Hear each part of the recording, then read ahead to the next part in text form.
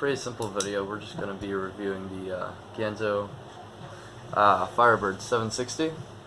I went on 2 camping trips with this with my military institute that I'm currently at. You can see I'm currently at it right now in the background. Quick little note, thank y'all for continuing to support my channel. I'm getting close to 200 subscribers. The second I hit that 200 mark, that will mean I have doubled my subscribers since December. That's pretty cool. Also, summer is coming and I will be at home actually making pellet gun rifle videos soon, so don't fret. Alright, now, Ganzo Firebird time. So, this is the Ganzo Firebird. Let's see right there.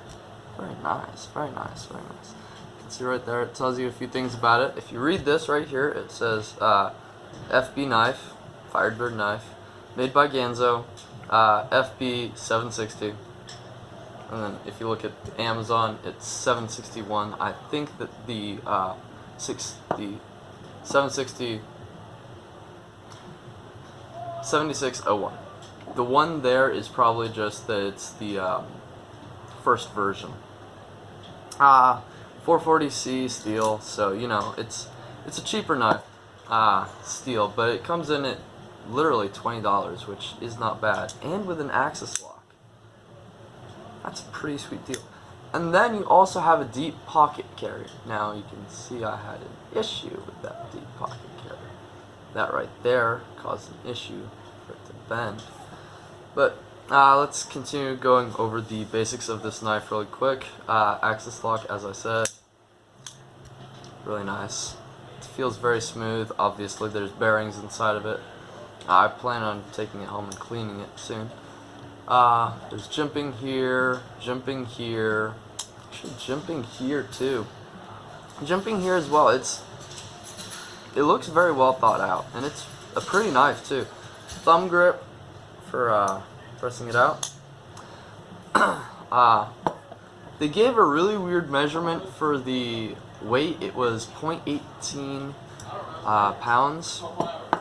Looking at this, I just converted it online. That's 2.9 ounces, or what you'd actually use to measure bullets or knives, 81.6 grams. So it's a fairly light knife, but it's definitely not the lightest knife you can get. It's $20, what do you expect? But it's very comfortable, very thin profile, so it's easy just to slip in your pocket, whatever. I don't think you could wear it with shorts, but on the camping trips, I had just hooked onto my chest right here.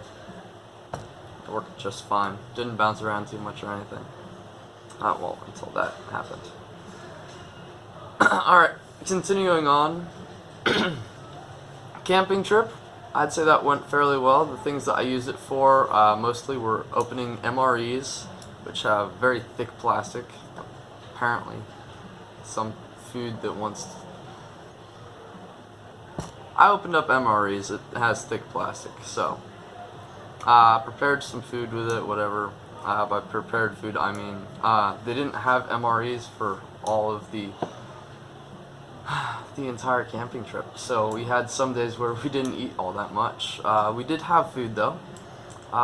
Sometimes it was a whole bunch of oranges, so I cut up a whole bunch of oranges with this. I've also done a little bit of fiddling in the, you know, carving things, whatever, out in the woods.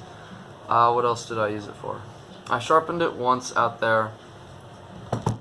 I use it for a lot of things, just inside barracks, cutting this. It cuts fairly easy, actually. I can show you right now.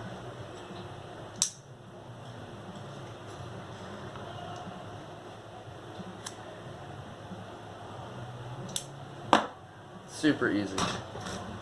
And we can do it again. Tip is going to be, yeah, the tip's a little bit duller, but you can see with that. Yeah, y'all can't really see that, that's not focusing. But it cut most of the way through it. What else can I say? Oh yeah. This would get caught a little bit, and at some point I just got irritated and ripped it off my chest piece, and that's how that happened. So it was at least 20 pounds of force that I had to apply to do that, but still, it shouldn't be doing that.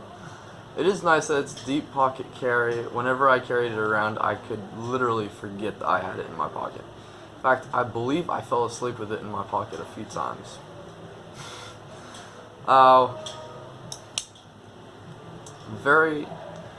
It's a very average knife profile. Up here. It just works. It's something that you'd expect, and it works very well. All the screws here, very easy to take out. I've taken them out before on other knives. My favorite two knife companies are FTXs and Ganzo.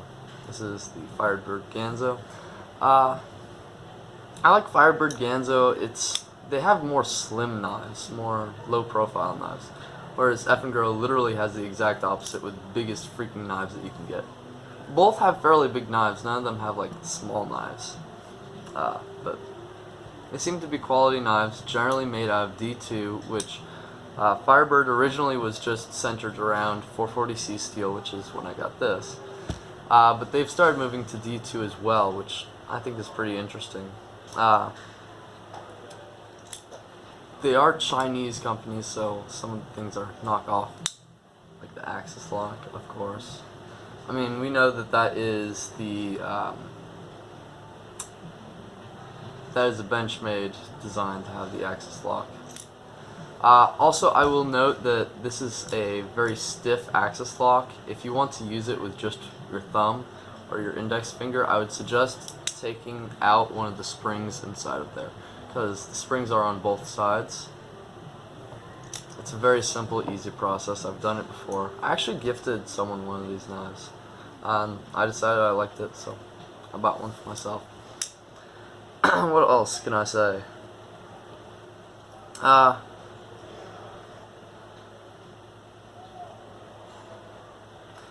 It seems to be a very reliable knife. I would keep tools around just to clean it, but that's my preference. I don't know.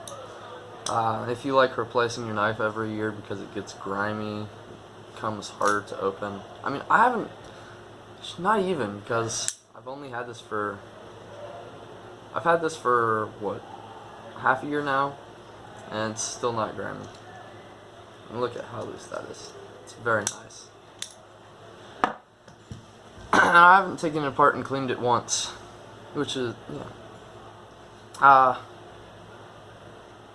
But yeah, I would have something to clean it, also because since I have the tools I have, I can just press that down. It's really simple. Yeah. Good knife. If you're looking for something that's slim profile, something you can just take everyday carry, I think it would work. It's not the best utility knife in the field. I forgot to mention, I was having problems in the field because we were wearing gloves in the morning and the evening because it got really freaking cold. I believe it was 28 one of the nights. Sure, that's not very cold, but we didn't have tents. We had like ponchos we were sleeping under. That was our tent. But it becomes harder to open these when you have a glove on, so I wouldn't suggest this for in the field. But if you're going to be doing mostly out of the field work and a little bit of in the field work and you don't feel like buying two knives, this isn't a bad option. I hope you enjoyed my video. I'll see you in the next one.